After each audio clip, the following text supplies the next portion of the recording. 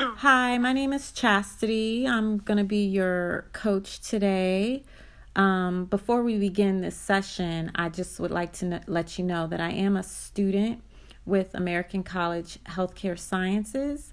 And as a student, I am not a professional and I can't give you any advice, but I can definitely help with support in you achieving your goal.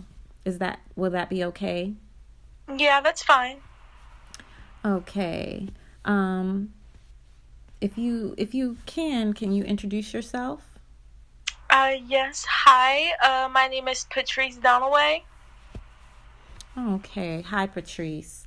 So what brings you in to see me today? What can I help you with? I'm honestly needing help in time management. Like, it's not that I'm horrible at it.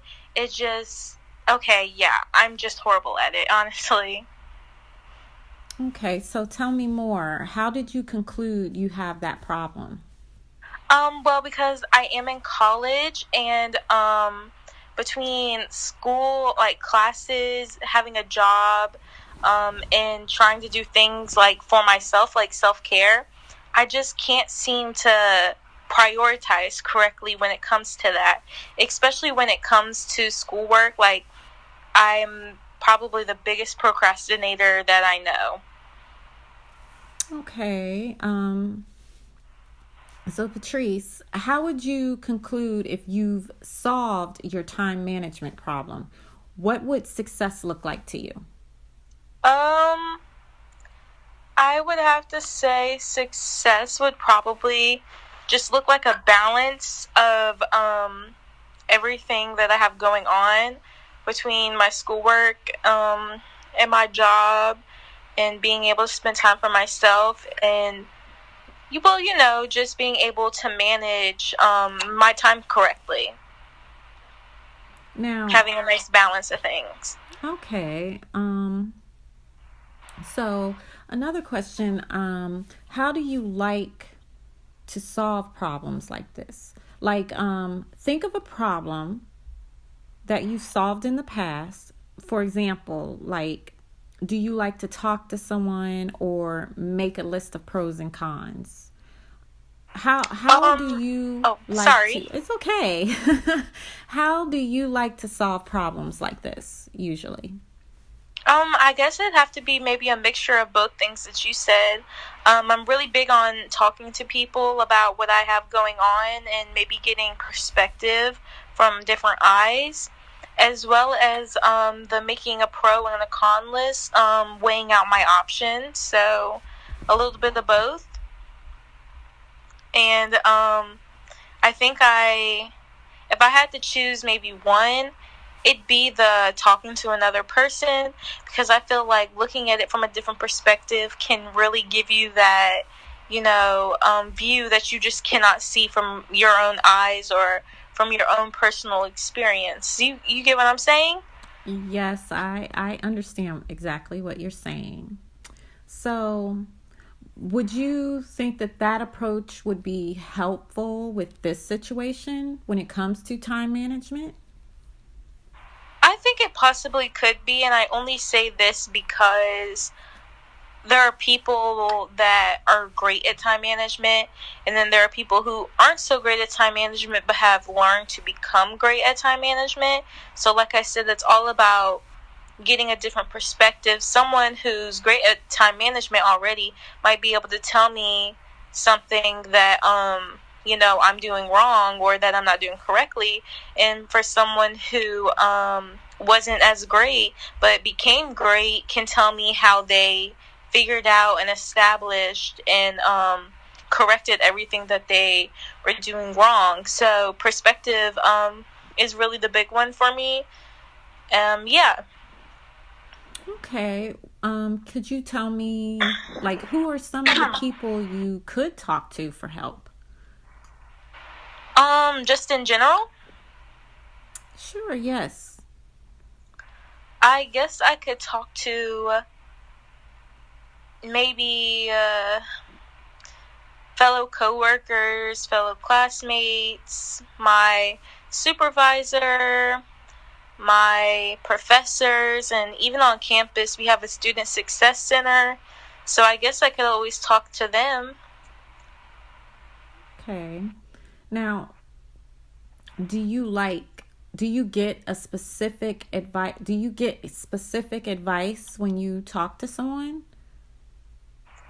Well, when you say specific, you In mean, regards to your time management, have you well, spoke to maybe family or friends, or like you said, your supervisor about time management, being that you're juggling, your schoolwork in college right. and your work, your job as well?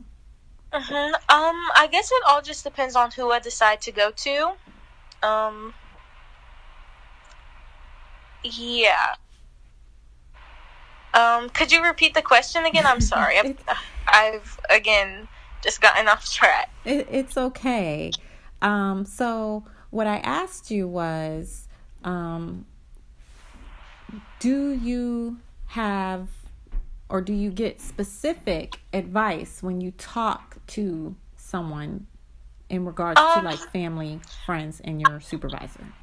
I don't think that I necessarily get specific advice. I feel like all the advice I've gotten on time management is quite general and broad a little bit, and only because in a world where you have people that are surrounding you doing already so much, time management is already such a understood idea. So whether or not you're good at it, most of the time people still have the same advice, and that's why I say it's kind of broad, because I don't think I've ever really had anyone go specifically into like how to successfully accomplish a balance of time management. Okay. Um, well, Patrice, would it also be useful to get clear on what successful time management looks like to you? Yeah, I think it would. I mean, so far, all I'm going off of what I think successful time management would be, it's just how I would like to see my balance of work throughout my life and everything. But if I were, I guess, to be given a specific outlining and like in detailed definition of it all, I guess that would help a little bit more, and maybe not only with me but other people. Okay. So when you think about time management, what are ways that you have attempted to juggle school and work? Honestly, I just wing it. I don't think that I have a specific type of schedule, which again, like I said, is a problem, which is why I would say I'm horrible at it. Um, I don't have a specific schedule with my time management. I honestly just manage as I go.